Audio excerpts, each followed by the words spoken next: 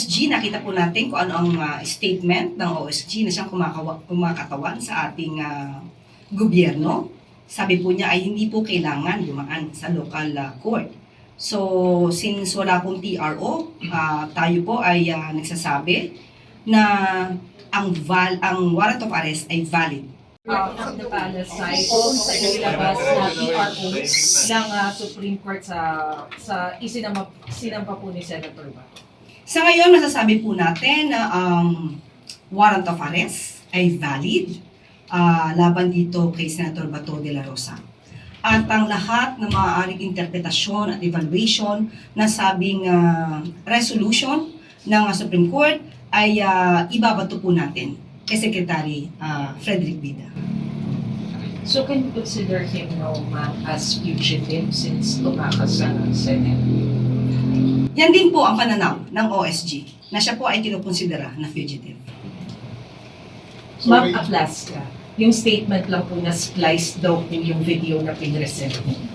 Ang naipresent po sa briefing kahapon, yan po ay galing mismo rin sa Senado. So kung ano pang ebidensya na meron sila, kakailanganin po yan ng DILG, ng DOJ at ng Ombudsman para makita natin ang buong katotohanan.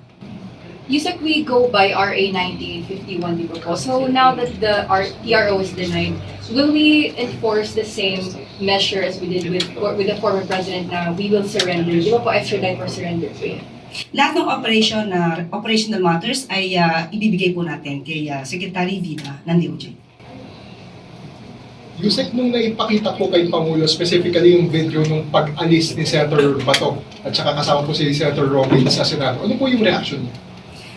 Alam po natin na ang mga tao na dapat na may panagutan, yan din po ang ayon sa Pangulo, ay dapat na managot. Kung wala namang kasalanan, ay kailangan maklear ang kanilang mga pangalan.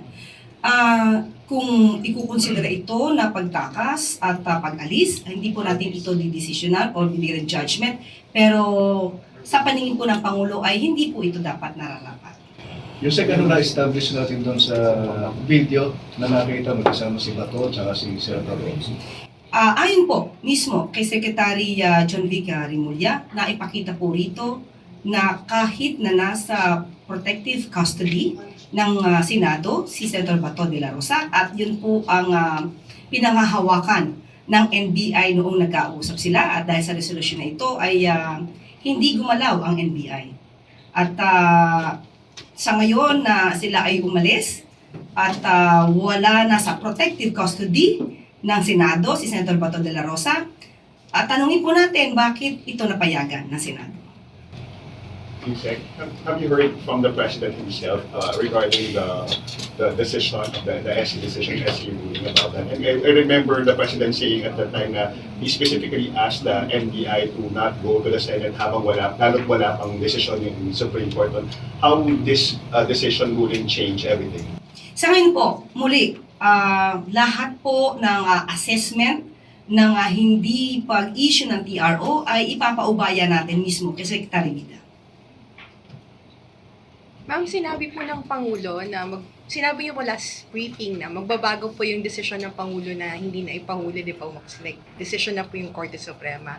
Ngayon po, ma'am, kailangan pa idaan sa court or i-enforce na natin po yung ICC na warrant of arrest? Ayon sa OSG, nakita po natin kung ano ang statement ng OSG na siyang kumakatawan sa ating gobyerno.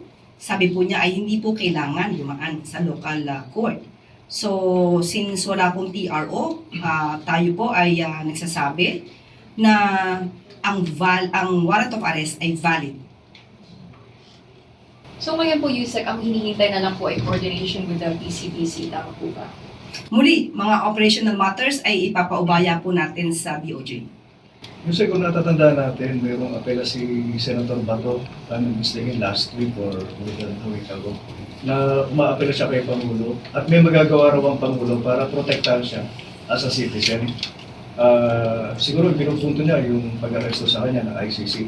Meron ba talagang magagawa ang Pangulo dito? Ang magagawa ng Pangulo ay sumunod sa batas at tumalima sa rule of law. Thank you very much. Thank you, Yusek.